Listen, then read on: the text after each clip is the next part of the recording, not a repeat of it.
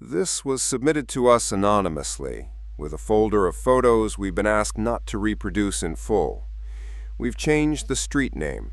Everything else is as it was sent. I want to be clear before I start. I'm not a suspicious person.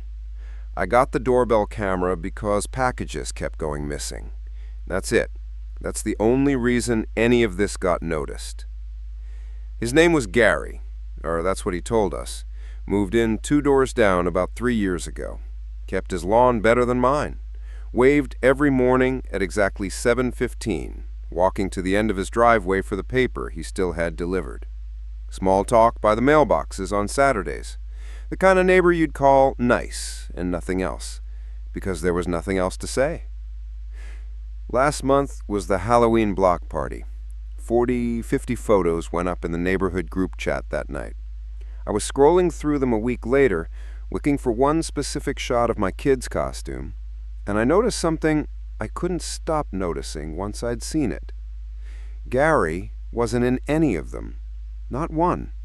Not in the background, not walking past, not even a sliver of him at the edge of a frame. And he'd been there. I remembered talking to him by the drinks table for a solid 10 minutes. I told myself it was nothing. 50 photos, 12 different phones. He just happened to dodge all of them. Some people are camera shy. I went back to my day. I didn't go back to my day. I went through 3 years of the group chat instead. Barbecues, the lights contest, the night the transformer blew and everyone stood outside with flashlights. Gary had been at every one of those. I'd talked to him at every one of those. He is in 0 of the photos. 0 out of what I counted as around 210. That's when I checked the doorbell footage, because unlike a phone camera, it runs constantly and nobody's aiming it. I pulled up the morning clips, the 7:15 newspaper walk, the one thing about him I could set a clock to. The camera caught the front door opening. It caught the storm door swinging shut behind him. It caught the newspaper lifting off the driveway like someone had picked it up. It did not, in 11 clips across 3 separate weeks, catch Gary.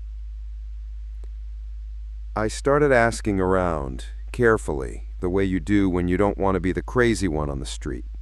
I asked Denise if she'd ever gotten a good photo of Gary. She laughed and said no, actually. Funny, right? I asked Tom, who's lived here longer than any of us, how long Gary had been renting that house. His answer took too long to arrive.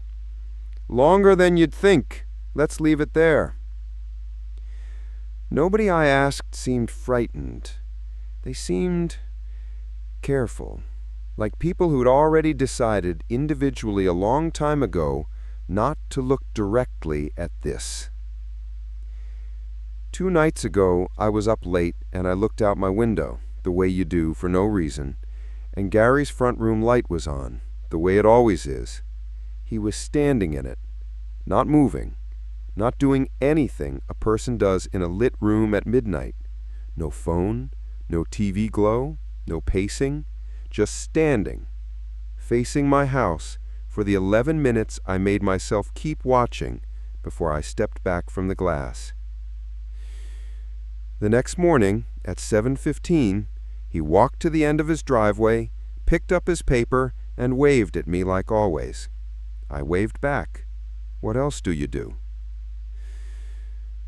I'm attaching one photo to this. It's from last night's dinner at Denise's. She finally got smart and set her phone up on a tripod so nobody could dodge the frame.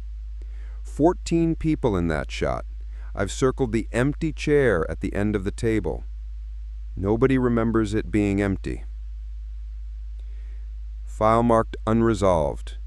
If your neighbor waves at exactly the same time every single morning, we'd like to hear about it.